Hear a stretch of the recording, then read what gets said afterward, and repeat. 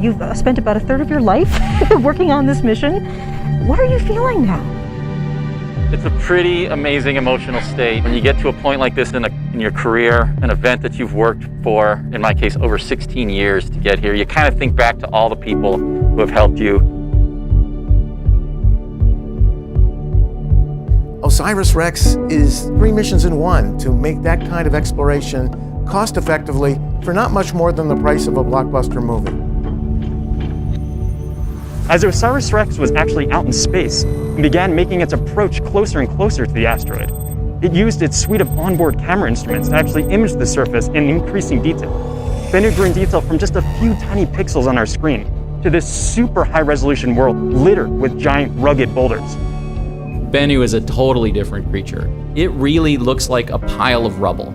There were obviously a lot of firsts in this mission, and there was a time when you said, a lot of what ifs, basically. What if we could actually send a spacecraft to an asteroid? What if we really could bring back a sample of the solar system from billions of years ago? But it's always really rewarding, like even when you saw the first, approach picture to Bennu, it's like, oh my gosh, that's our target. The tag is just the pinnacle of the mission so far. Getting the sample back to Earth is obviously going to be the great event of the entire mission. 3, 2, 1.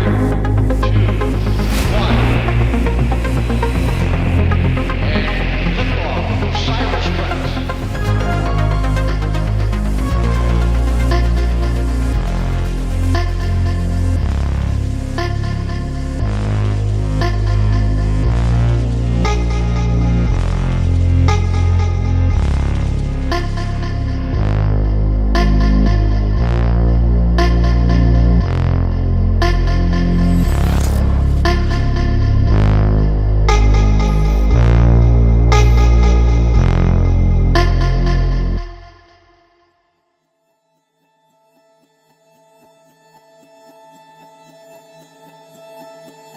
I think one of the age-old human questions, perhaps going back to the beginning of humanity, is, are we alone in the universe? And that maps directly into, why are we here? We want to understand the origin of the Earth, the origin of the Moon, the other terrestrial planets, but the earliest histories of those bodies is wiped out. We had the late heavy bombardment 500 million years after solar system evolution, and that's what dominates the surface of the Moon. The Earth is a very active geologic body. You've got volcanoes, you've got earthquakes, you've got the hydrologic cycle. It's reworked the surface many, many times, and we worked very hard even to go back 3 billion years to understand what happened in that period of our planet's history.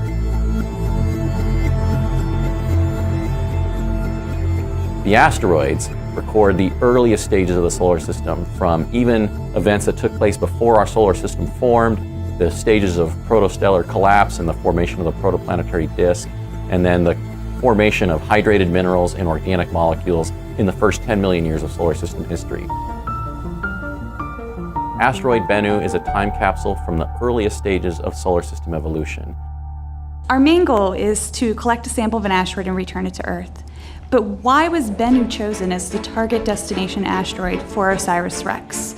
Well, the science team took into account 3 criteria when making that selection. We need an asteroid that we can easily travel to, retrieve a sample from, and return to Earth all within a few years' time. And then we needed to think about the fact that we're a solar-powered spacecraft. We couldn't get too far out into the solar system. We couldn't get too close to the sun, so that constrained the size of the orbit. So with all of those constraints, we got down to a few dozen asteroids, and then we looked at spacecraft safety. We needed something that was kind of large and not spinning very rapidly so that we could do our proximity operations and get the spacecraft down to the surface and get that sample. When an asteroid is smaller than those 200 meters in terms of diameter, it actually spins rather quickly. And it can rotate rapidly enough to where even some material could potentially be ejected off the surface. We want this to be a safe, smooth, slow high five of that surface. Our third criteria was composition. Thanks to telescopic observations in the visible and the infrared, as well as in radar, Bennu currently is the best understood asteroid not yet visited by a spacecraft. So we want to go to a carbonaceous asteroid that's recorded over 4.5 billion years of solar system history. And then finally, after all of that, we had about 5 asteroids left. We wanted to go to the one with the highest scientific value. So after all of those constraints were on the table and we looked at the millions of asteroids that are in the solar system, Bennu rose to the top as the optimum target for OSIRIS-REx. What makes Bennu so special? Why is it named Bennu? Who got to name it?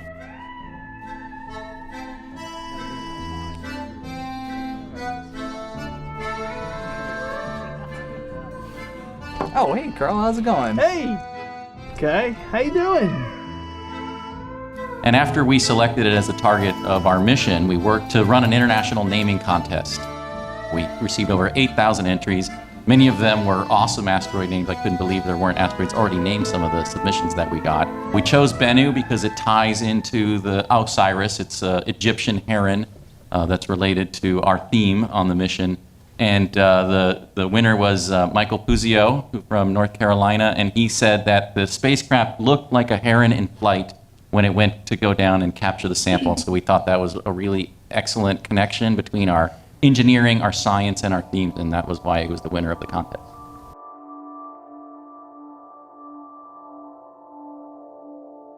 What I personally am most excited about for the OSIRIS-REx mission will be the first images that we get when approaching Bennu. So right now we have a sense of what Bennu looks like and what its shape is from ground-based assets like Arecibo and the Goldstone radars. But we won't know what the shape is completely, we won't have a perfect sense of it until we actually encounter Bennu and get images that reveal what it looks like as a world. This is a space rock that is primitive, that dates back to over 4.5 billion years ago, and it's carbon rich, so we know there's potential for organic molecules to be there within that material we bring back. So it's important because it helps us understand really the formation of our solar system. That's kind of a big deal. Yeah. It is fantastic to be able to return a sample to the Earth. When you design a mission and say have a chemistry lab that you want to build to send to an object to study, you're limited by the space and the power and the data rate and all kinds of other things. You, for example, cannot have a mile-wide synchrotron put on a spacecraft. You need to design your instruments early so that they can be well understood and incorporated. You can't make changes as new discoveries happen, as new technologies are developed. When you return a sample to the Earth, you can take advantage of every new technology developed, of new minds all around the world thinking about new ways to analyze the sample. We have learned a lot of information from previous missions to asteroids and comets, and we learned from that primarily to spend the time to characterize the asteroid and then practice and simulate your sampling maneuver many times over. We have a unique design where we put this TAGSAM device onto the surface of the asteroid, and then we blow down high-pressure nitrogen gas, kind of agitate the soil, and then basically scoop it up in a giant air filter. That whole process takes 5 seconds, so it's kind of get in, get the sample, and get out of there. This actually started as a contest where we wanted to know what is the best way to actually bring back a sample, and it turns out that somebody used a solo cup and an air compressor in their driveway, and that's what actually started the TAGSAM technology. It's a reverse vacuum. Our design is to bounce off the surface of the asteroid. In fact, we've got a spring in the forearm of our TAGSAM device, which is acting literally like a pogo stick to push us off the surface of the asteroid after we make that initial contact.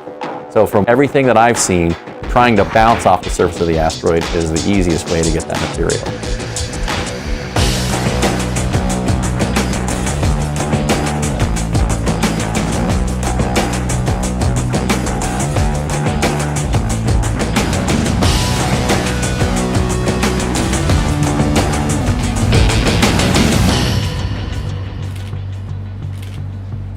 Oh, I was just digging through to see how many of the larger rocks were reflected. Any large ones?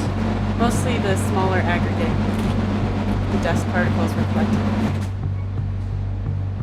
So what's behind me here is the asteroid wall. It is 50 feet tall and was used for testing of OSIRIS-REx. It is representative of what we think the surface of Bennu looks like. It is also painted to be 3% reflective, which is what we believe the reflectivity is on Bennu. So being involved in the OSIRIS mission is really awesome. It is giving me the opportunity to do something that I would like to do as a career, which is do spacecraft instrumentation. The student team is going to be, several engineering students and software students building some component of a spacecraft. Of all the missions I've worked on, OSIRIS-REx has a really unique relationship with our science teams in development. Traditionally, as the engineering side of the spacecraft, we build the spacecraft in order to sort of serve the science teams in this mission. But in this case, for us, the engineering and the science is much more intertwined than normal. The scientists are needed for all of the information from their science instruments on the spacecraft, as well as all their analysis pre-launch, is what enables us to direct the spacecraft, guide it, and land safely on the surface. And so without the science input, we can't accomplish our engineering goals either. We started formal assembly and test operations in March of 2015. We did that in a clean room because it's so important for us to maintain the pristine nature of the samples. So we had extra controls that were required for us on this mission that we haven't had in the past. We then tested the spacecraft through a series of environments that mimic what it sees from the time that the rocket launches all the way until the sample lands safely in the desert in 2023. We tested it over temperature, we tested it over pressure, vacuum, no vacuum. We tested it in vibration environments, and we tested it through the acoustic environment that it sees during the launch environment. It really took a whole team of people in order to make sure that the efforts were successful.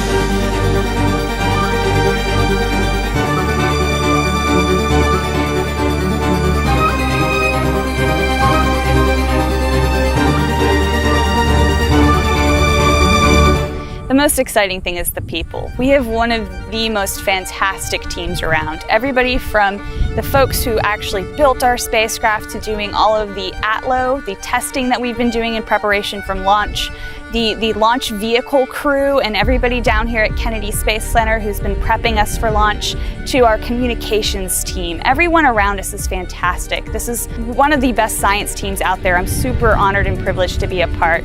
If you want to talk about terms of the actual mission itself, getting that sample back to Earth is the most exciting part, because we will have something that preserves material from over 4.5 billion years ago. Who doesn't want that?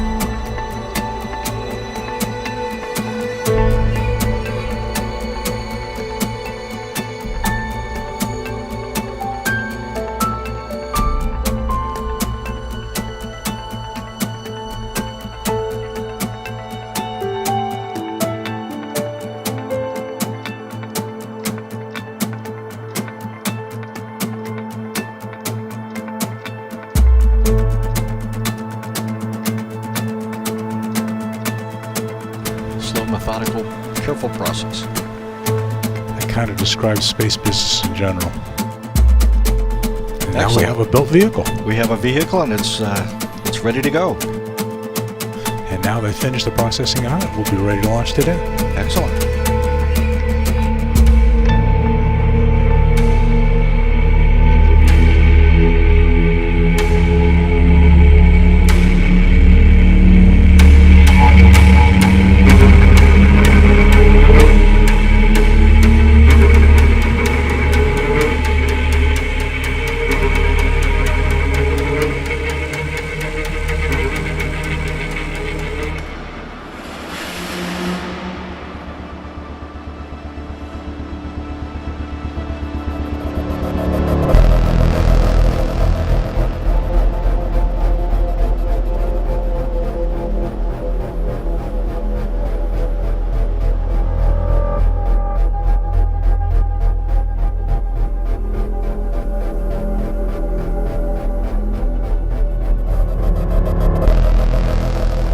Spacecraft safely delivered out to the vertical integration facility, and then it was hoisted atop the Atlas Centaur rocket. It was.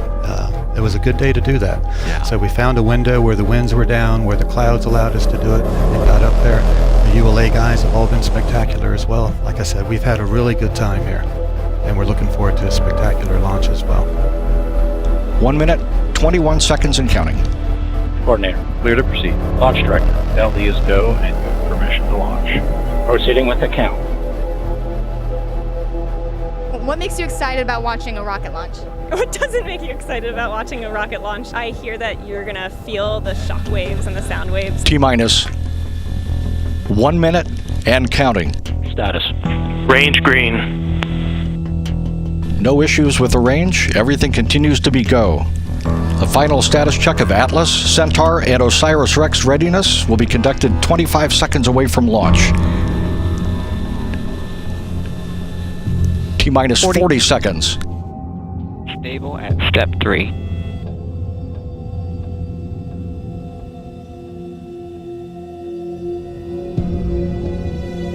$28. $25. Status check. Go Atlas. Go Centaur. Go OSIRIS-REx. Everyone is go. Standing by for launch.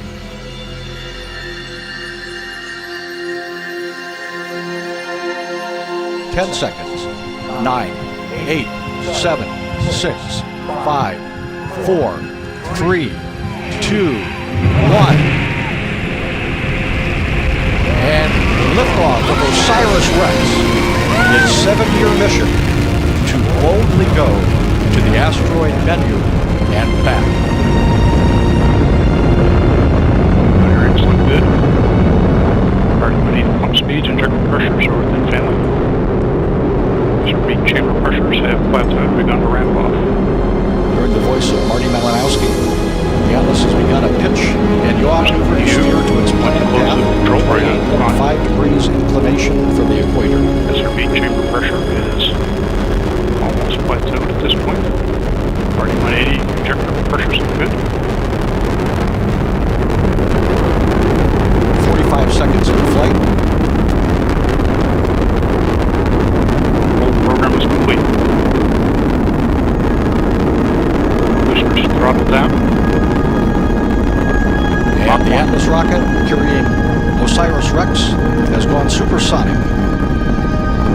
Standing by to pass through max Q, maximum aerodynamic pressure. Max Q, vehicle hydrates continue to look good. This is the point when the mechanical stress on the rocket reaches its peak because of the rocket's velocity and resistance created by the Earth's atmosphere.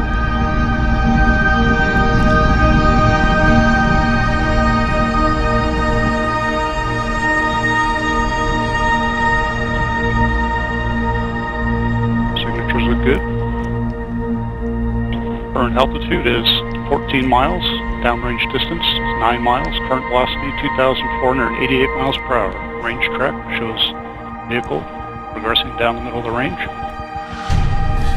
And you see the solid rocket booster jettison. Separation looks good.